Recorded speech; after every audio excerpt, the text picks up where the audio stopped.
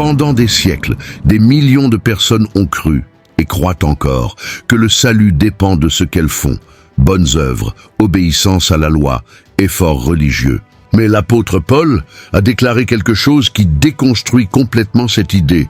Personne ne sera justifié par les œuvres. Aucun rite, aucun commandement accompli, aucun comportement exemplaire n'est suffisant pour rendre quelqu'un juste devant Dieu. Cette vérité, enregistrée dans Romains chapitre 3, a été ignorée par des générations entières qui ont préféré garder le contrôle sur leur propre foi, tentant de se présenter devant Dieu sur la base de mérites personnels. Paul n'a pas adouci ses mots. Il a été direct, incisif et profondément inconfortable. Tous ont péché, tous sont privés de la gloire de Dieu, et la seule justice acceptable est celle qui vient d'en haut, par la foi, non par l'effort humain. En exposant cette vérité, il n'a pas seulement confronté l'orgueil religieux des Juifs, mais a aussi ouvert les portes de la grâce à tous les peuples, annulant tout privilège basé sur la lignée, la culture ou la tradition. La foi est devenue le grand nivellement. Cette révélation n'est pas seulement doctrinale, elle est une libération. Car en retirant le fardeau de devoir mériter le salut, Paul nous présente un Dieu qui justifie l'impie, qui sauve par amour, qui offre la justice comme un don. C'est une vérité si puissante que jusqu'à aujourd'hui, beaucoup préfèrent l'ignorer, peut-être par peur de perdre le contrôle, peut-être parce qu'ils pensent encore pouvoir acheter la faveur divine par un bon comportement religieux. Mais Paul a été clair, toute raison de se vanter a été exclue. Si ce type d'enseignement clair, direct et fidèle aux Écritures est quelque chose que vous appréciez, profitez-en et abonnez-vous ici à la chaîne, car il y a beaucoup plus de révélations à venir. Et vous ne voudrez pas être à l'écart de ce que Paul a réellement enseigné. Paul commence le chapitre 3 en attirant l'attention sur une réalité inconfortable, la condition universelle du péché humain. Il continue le raisonnement qu'il avait établi jusqu'alors. Il n'y a pas de juste, pas même un seul, et nous force à regarder là où beaucoup préfèrent fermer les yeux. En plaçant l'humanité entière sous le jugement divin, Paul expose ce que beaucoup préfèrent ignorer. La crise spirituelle n'est pas un problème que certains ont, mais l'état naturel de toute personne sans Christ. Il ne veut laisser aucune marge de manœuvre pour les excuses. Son accusation est large et profonde. L'ampleur de cette crise est rapportée sans privilège. Juifs et gentils sont également sous le péché. Romains 3, 9. Paul rejette toute idée que ceux qui ont la loi ou qui appartiennent à une religion révélée seraient exemptés de cette crise. Au contraire, il montre que le péché a pénétré la nature humaine à tel point que personne n'échappe à sa corruption et à sa condamnation. Ceux qui se sentent meilleurs par leur pratique morale, leur culte ou leur héritage religieux sont rappelés que la lumière du standard divin révèle à tous le même défaut. Tous tombent. En exposant cette crise, Paul ne se contente pas de généralisation.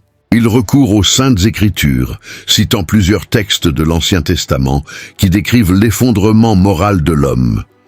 Il n'y a pas un qui fasse le bien, et pas même un seul, préservant l'idée de dépravation totale. Il met en évidence qu'il ne s'agit pas seulement de péchés externes, mais d'une nature corrompue, d'une inclinaison intérieure au mal. Cette stratégie renforce que l'accusation est juste, non pas une invention humaine, mais quelque chose déjà reconnu par les Écritures et par la conscience humaine. Le grand objet de ce diagnostic dramatique est de montrer qu'en présence de Dieu, l'homme est véritablement sans défense. Sans Christ, il n'existe aucune justification valable. L'accusation n'est pas simplement clinique ou théorique, mais vitale. Elle place chaque auditeur, chaque lecteur, devant le grand tribunal divin. Si nous sommes condamnés par la loi, si notre péché est réel et total, il nous reste un seul espoir, que quelque chose ou quelqu'un puisse nous délivrer de cette crise. Lorsque Paul termine cette introduction, il a déjà préparé le terrain pour révéler la solution divine, la justification par la foi. Mais avant de révéler cette lumière, il a voulu obscurcir toute la scène humaine, clarifiant qu'il n'y avait plus de place pour la confiance en soi, pour la vanité ou pour le mérite humain. La crise spirituelle de l'humanité est posée, il appartient maintenant à l'Évangile de répondre. Dans le deuxième sous-thème, Paul progresse et déconstruit deux croyances profondément ancrées. D'un côté, les Juifs qui s'enorgueillissaient d'être les porteurs de la loi. De l'autre, les gentils qui pensaient que la loi ne les atteignait pas. Il unit les deux sous le même jugement. Il n'y a pas de distinction. Romains 3, 22. L'accusation de culpabilité atteint tous, sans distinction. Le but n'est pas de niveler le péché, mais de montrer que la grâce qui sera révélée est également universelle. Elle ne favorise aucun groupe, mais s'étend à tous ceux qui croient. En disant que tous ont péché, Paul élimine toute base de mérite religieux. Ce ne sont pas les cérémonies, les rituels, l'appartenance ethnique ou nationale qui garantissent la justice devant Dieu. L'identité religieuse, si honorable soit-elle dans le contexte juif, ne sauve pas. Il rejette la notion que l'héritage judaïque religieux donnerait un plan B pour échapper à la condamnation. L'apôtre veut laisser clair que la condition humaine n'est pas changée par la position, mais ne peut être transformée que par l'intervention divine. Mais Paul ne méprise pas le privilège des Juifs. Il reconnaît qu'à eux ont été confiés les oracles de Dieu. Ils ont reçu la révélation, la parole sacrée, les Écritures inspirées. Cela leur conférait une responsabilité et en même temps une plus grande attente. Mais cet avantage n'est pas une garantie de justification. Même avec cette faveur divine, s'ils échouent à répondre, ils restent sous une accusation égale à celle des gentils. Paul montre que la révélation apporte avec elle une exigence, et personne ne peut être absous d'avoir plus de lumière s'il ne lui répond pas. Quand il présente l'accusation contre juifs et gentils, Paul n'est pas injuste ou partial. Il est fidèle au standard de Dieu. La justice divine ne peut être relativisée. Tous ont été exposés à la lumière de la loi, de la révélation, de leur propre conscience. Et tous ont échoué. L'orgueil religieux des Juifs, qui condamnait souvent les gentils comme inférieurs, est neutralisé par la vérité. Devant Dieu, il n'y a pas de privilégiés dans le péché. Tous nécessitent le même salut. Ce sous-thème rend clair une des vérités que beaucoup ignorent. Le salut par la foi n'est pas seulement une bénédiction pour les moins favorisés, mais la solution divine pour tous. Et Paul, en plaçant juifs et gentils sous la même accusation, prépare le chemin pour l'universalité de la grâce. La culpabilité est universelle, mais l'offre de la grâce qui couvre tout le monde l'est aussi. À ce stade, Paul montre que toute tentative d'atteindre la justice devant Dieu par le biais des œuvres de la loi est vouée à l'échec. Il rejette explicitement que la justice propre, c'est-à-dire les efforts humains, les observances, les mérites, puissent justifier quelqu'un devant lui. La loi révèle le péché mais ne l'enlève pas. L'apôtre insiste, la justification n'est pas par les œuvres de la loi. Romains 3, 20, 28. L'échec de la justice propre est l'une des vérités les plus difficiles à accepter, justement parce qu'elle touche à l'ego humain et à son désir de mériter. Paul construit cet argument à partir d'un besoin. S'il était possible à quelqu'un d'atteindre la justice par la loi, la justice ne serait plus grâce. Dans ce cas, ce serait quelque chose de gagné, de payé. Mais il veut que l'on voie que la justice de Dieu ne peut être achetée par des efforts humains. Il déconstruit la logique légaliste, qui exige une observation parfaite et continue de la loi. Comme aucune personne ne peut accomplir tout cela avec exactitude, personne ne pourrait se tenir devant Dieu sur la base de ses propres mérites. De plus, Paul rejette l'idée que la loi accorde du mérite. Elle n'a pas de crédit automatique, juste pour avoir accompli les préceptes. Il montre que la plupart des efforts humains devant Dieu naissent de l'ignorance que l'homme est incapable d'accomplir parfaitement la loi. La loi fonctionne comme un miroir. Elle dénonce le péché, montre l'imperfection, mais n'accorde pas de pardon, ne transforme pas. Elle reste comme norme, mais non comme moyen de salut. C'est partie intégrante du cœur de l'accusation paulinienne. Et en rejetant la justice propre, Paul déconstruit également toute base pour l'orgueil spirituel. La personne qui tente de faire suffisant pour mériter Dieu, en comprenant la profondeur de cet argument, verra que sa base humaine est insoutenable. Il veut que nous restions sans fondement, afin que notre seul espoir soit dans la grâce divine. Les bonnes œuvres qui viendront après la foi ne justifient pas. Elles confirment ce que Dieu a déjà fait. La justification pour Paul est une œuvre exclusivement de Dieu. À ce stade, nous voyons déjà que l'homme selon la chair ne peut se sauver par ses œuvres. La loi n'est pas la méchante. Elle a une fonction révélatrice, mais elle ne fournit pas la justice. Avec cet échec de la justice propre mis en avant, Paul se prépare à introduire ce que beaucoup ont ignoré, la justice de Dieu par la foi, un don gracieux et gratuit, non basé sur des mérites humains. D'ailleurs, il vaut la peine de faire une pause ici. Quand vous pensez à tout cela, à l'inutilité de la justice propre et à l'impossibilité de se justifier devant Dieu par l'effort, qu'est-ce qui vous touche le plus? Laissez dans les commentaires un mot, une phrase ou même une confession sincère. Ce sera précieux de voir comment cette vérité a atteint et confronté des cœurs comme le vôtre. Après avoir démasqué l'illusion de la justice humaine, Paul surprend ses lecteurs avec une révélation qui change tout. La justice de Dieu a été manifestée sans dépendre de la loi. Il affirme qu'à présent, sans la loi se révèle la justice de Dieu, ayant le témoignage de la loi et des prophètes. Romains 3, 21. Cela ne signifie pas que Dieu a annulé la loi, mais que la justice promise par les Écritures ne s'atteint pas par le respect de la norme, mais par une nouvelle voie, la foi.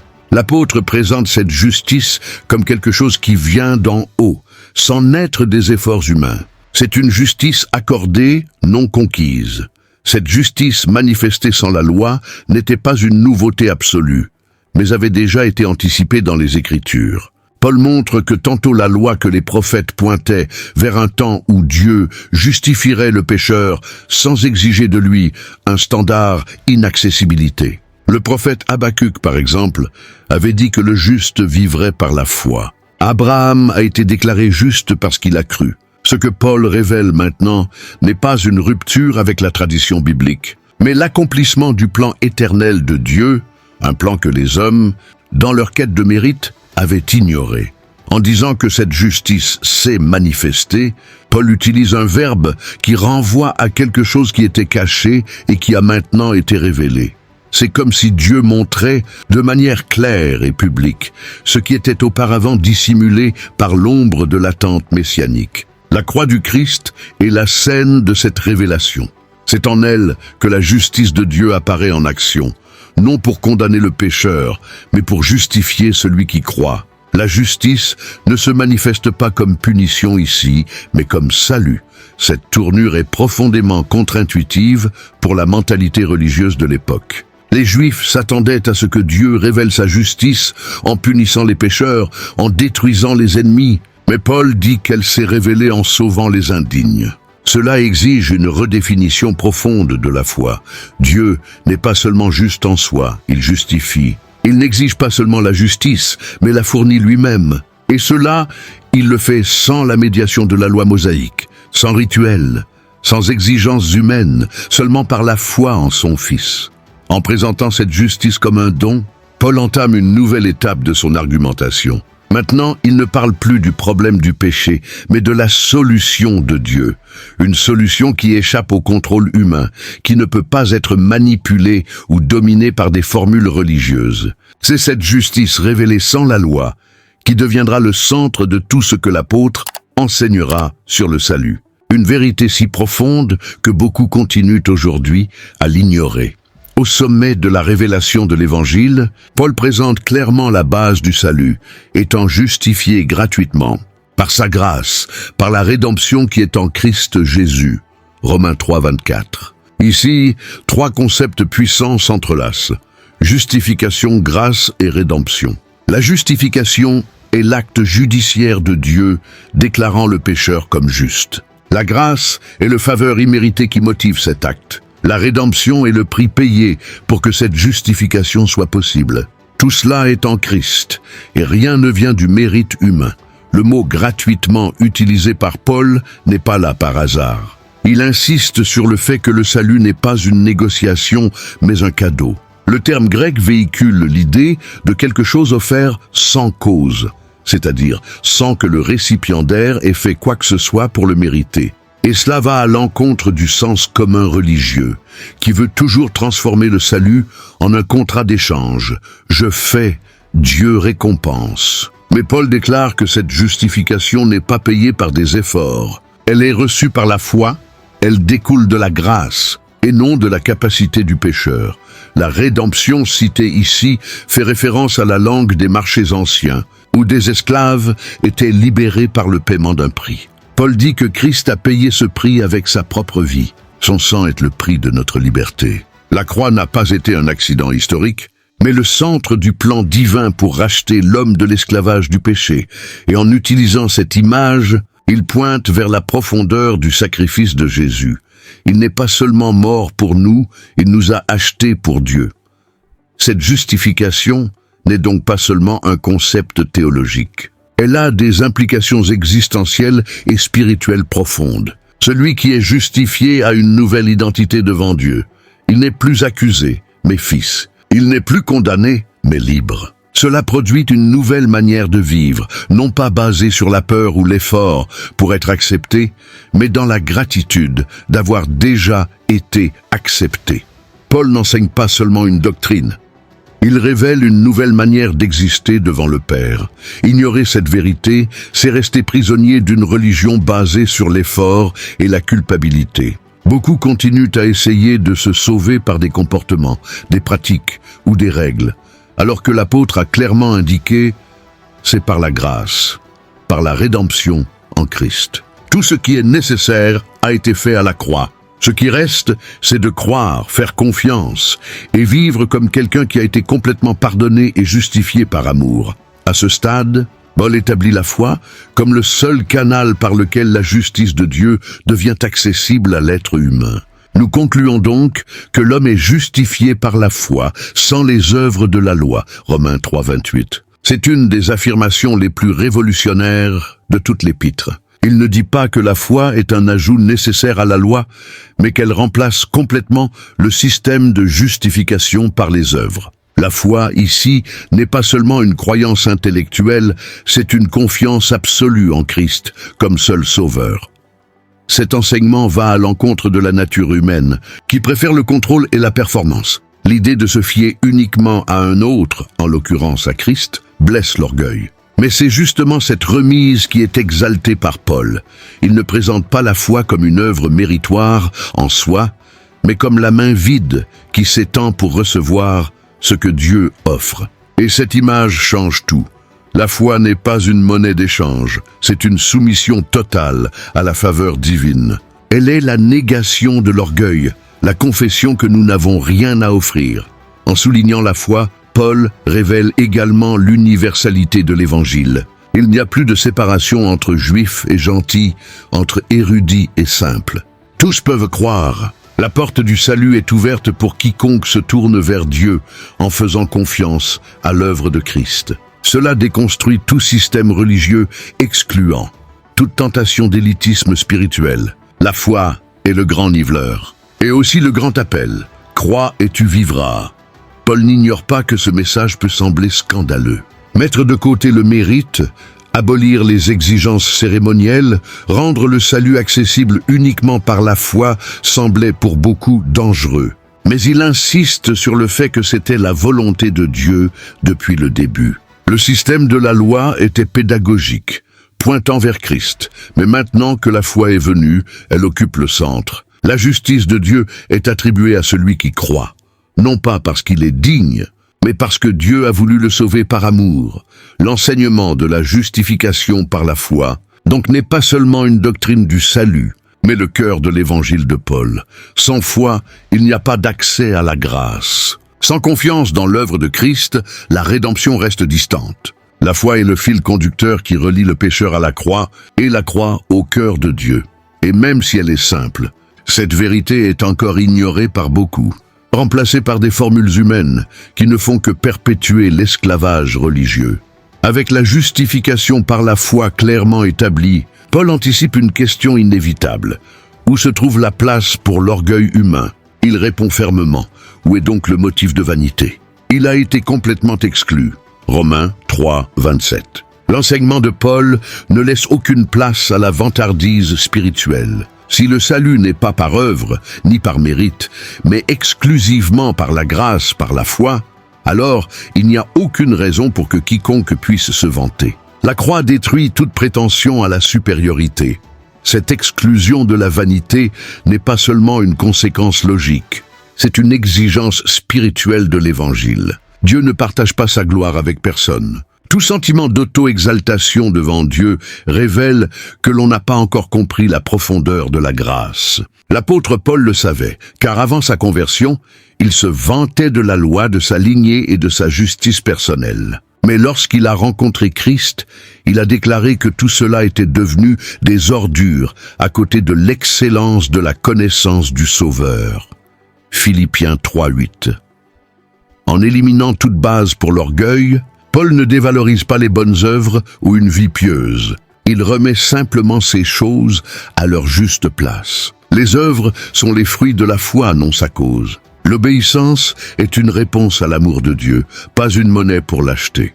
La justice de l'Évangile n'est pas un escalier que l'homme monte pour atteindre Dieu, mais un pont que Dieu construit pour atteindre l'homme. Cela vide toute tentative de justification personnelle. De plus, cette exclusion de la vanité élimine également les divisions au sein de la communauté de la foi. Personne ne peut se sentir supérieur à un autre. L'Évangile nivelle tous, le moraliste et le pécheur public, le juif et le gentil, l'érudit et le simple. Tous ont été atteints par la même miséricorde. Paul anticipe que cette unité sera mise à l'épreuve dans les relations entre croyants, et c'est pourquoi il insiste tant sur ce point. L'orgueil spirituel détruit la communion, mais la véritable grâce engendre l'humilité. En posant la question « Où est donc le motif de vanité ?» Et Paul nous invite à regarder à l'intérieur. Cherchons-nous encore reconnaissance pour ce que nous faisons? Mesurons-nous encore notre spiritualité par la performance? La réponse de l'Évangile reste la même. Il a été exclu. Devant la croix, le seul espace qui reste est pour la gratitude, la dépendance et l'adoration.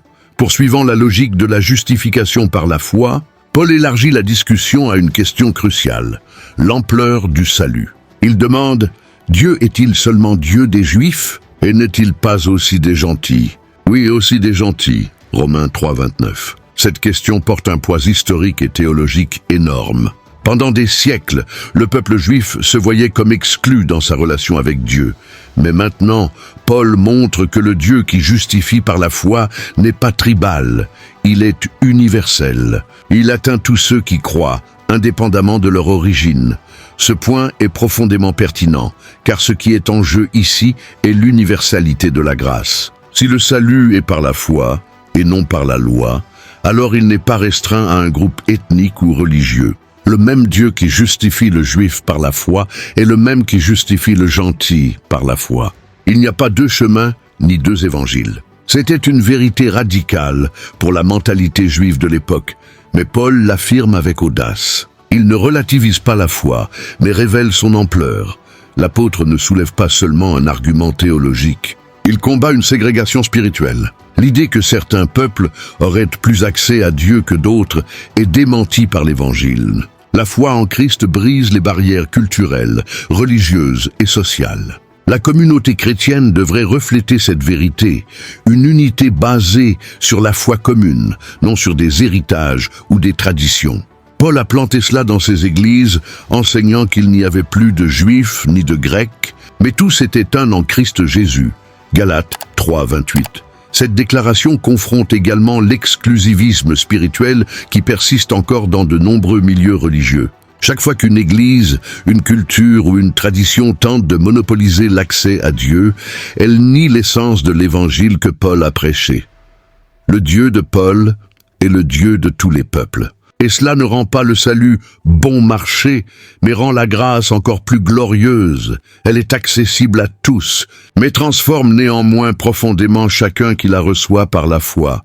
En affirmant que Dieu est aussi le Dieu des gentils, Paul enseigne que la justification par la foi n'est pas seulement une doctrine individuelle, mais aussi un pont pour la réconciliation entre les peuples. La croix ne réconcilie pas seulement l'homme avec Dieu, mais aussi l'homme avec son prochain.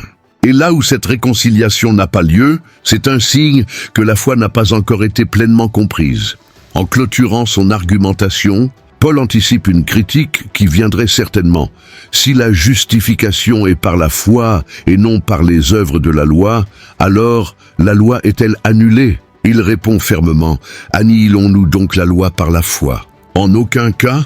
Au contraire, nous confirmons la loi. » Romains 3, 31. Cette réponse révèle l'équilibre profond de la théologie paulinienne. Il ne place pas la foi et la loi comme ennemis. Ce que Paul combat, c'est l'utilisation de la loi comme instrument de salut. Mais la foi, selon lui, n'annule pas la loi, elle l'établit dans son vrai but. Paul voit la loi comme sainte, juste et bonne, Romains 7, 12, mais insuffisante pour justifier. Elle révèle le caractère de Dieu, pointe le péché, conduit à la conscience d'un besoin de sauveur. Quand quelqu'un croit en Christ et est justifié par la foi, il ne rejette pas la loi, mais reconnaît qu'elle a accompli son rôle. La foi confirme que la loi avait raison de montrer notre culpabilité et confirme aussi que seul Christ peut pleinement accomplir ce que la loi exigeait. Confirmer la loi par la foi, c'est reconnaître que le standard de Dieu reste valide, mais que son exigence de justice a été pleinement satisfaite en Christ. Celui qui est justifié ne vit pas maintenant sans référence morale, mais avec un cœur transformé, désireux de plaire à Dieu. L'obéissance n'est plus une tentative d'atteindre la faveur divine, mais une réponse amoureuse à la grâce reçue. La foi donc ne méprise pas la sainteté, elle prépare à la vivre. De plus, en disant que la foi confirme la loi, Paul récupère le sens plus profond de la justice biblique. Il ne s'agit pas d'une justice extérieure, formaliste, mais d'un cœur rendu à la volonté de Dieu. Jésus lui-même a affirmé qu'il n'est pas venu abolir la loi, mais l'accomplir, Matthieu 5, 17. Et Paul fait écho à cette idée. Christ est la fin de la loi pour la justice de quiconque croit. En lui, la loi est accomplie dans l'amour. Pas seulement en lettres. En clôturant son exposition dans Romains chapitre 3, Paul ne laisse aucun doute. La foi est le chemin de la justification, mais elle n'est pas une licence pour vivre sans engagement. Au contraire, elle confirme que le plan de Dieu était de conduire les hommes à une vie d'obéissance véritable, née de la transformation intérieure opérée par la grâce. La foi n'est pas l'ennemi de la sainteté. Elle en est le point de départ. Il y a des vérités qui ne peuvent plus être mises de côté, et celle-ci en fait partie. Si ce message vous a parlé, partagez-le avec quelqu'un qui doit aussi se libérer du poids de tenter de mériter le salut.